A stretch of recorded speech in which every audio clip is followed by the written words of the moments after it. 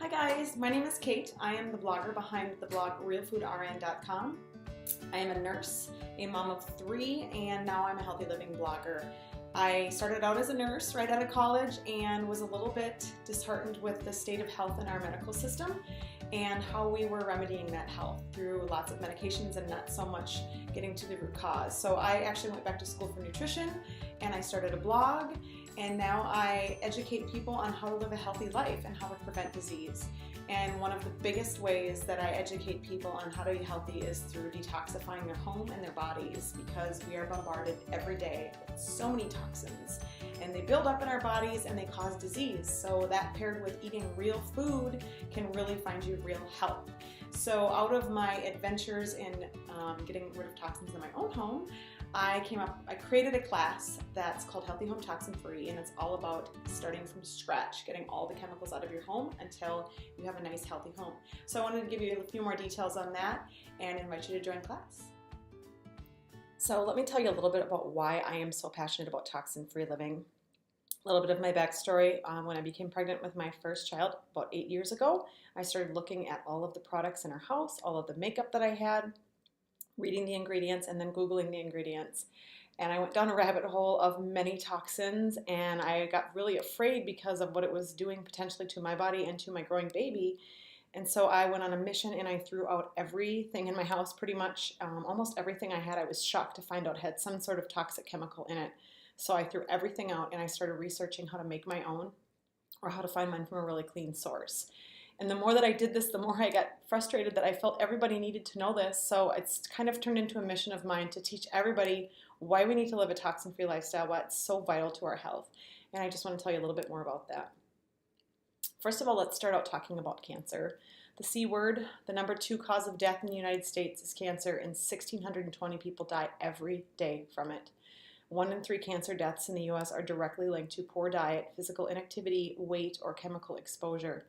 The American Cancer Society says only 5 to 7% of all cancer cases are from gene defects. Only 5%. That means that the other 95% of cancer cases are completely under our control. It's what we allow into our homes, what we put onto our skin, what we put into our mouths, what we surround ourselves with. And the good news is that we can control this. There are some environmental toxins that are out of our control, but for the most part, we can control what we put into and onto our bodies.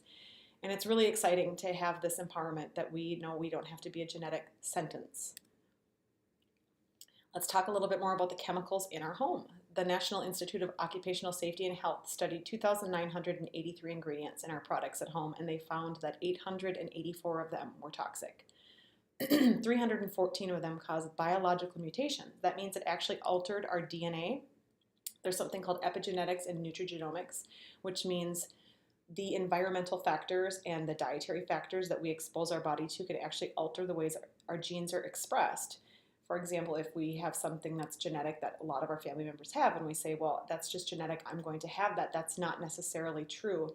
There are precautions that you can take through what you expose your body to and what you eat that can actually cause those genes to turn off and turn on. And when people have a very toxic lifestyle, they're more likely to turn on the undesirable genes. But we can control that by what we put into and onto our bodies. 218 caused reproductive problems. So we have skyrocketing rates of infertility in our country. We have girls that are going through puberty at a very young age. We have male infertility. It's really scary to see what the future is of our society with all of these reproductive problems. 778 were toxic to the human body. 146 were known to cause cancerous tumors, and still they are allowed in the US even though they are banned in other countries. I know the makeup company that I love bans 1,500 chemicals from their makeup line, following Europe's standards. Europe also bans 1,500 chemicals, and here in the US we only ban 11 toxic chemicals from our cosmetics. And they have not passed a regulatory law in the cosmetic industry since 1938. So it's pretty scary to think how many chemicals are actually allowed, and they just don't seem to care, but Europe is doing something right. Many of these chemicals are allowed in our common cleaning supplies in the US. Many of them are underneath your sink. But the good news is that we can pretty much make anything to clean our home with vinegar and baking soda, I have found, and that's super inexpensive, and they actually work really, really well. And it's really exciting to know that we have alternatives. Let's talk about exposure. 26 seconds after exposure, chemicals are found in measurable amounts in the human body. Our body is not a rubber suit. It does not repel everything. It absorbs stuff. I know from nursing school, the anatomy and physiology that I had, we absorb everything into our bodies. And as a nurse, we applied a lot of topical medications to patients, especially those who had a compromised gastrointestinal tract. We would apply medications topically so that they would get them better absorbed into their body and into their bloodstream. So if you're like applying lotion to your skin 3 times a day, or lipstick that has lead in it, how many times a day? We're getting it absorbed into our bloodstream and it bioaccumulates. The average woman applies 300 chemicals to her body per day. 80 of them are applied before breakfast. The most dangerous offenders in our house are air fresheners like the Glade plug-ins, toxic candles, cleaning supplies. The list there is so long I'm not even going to get into it.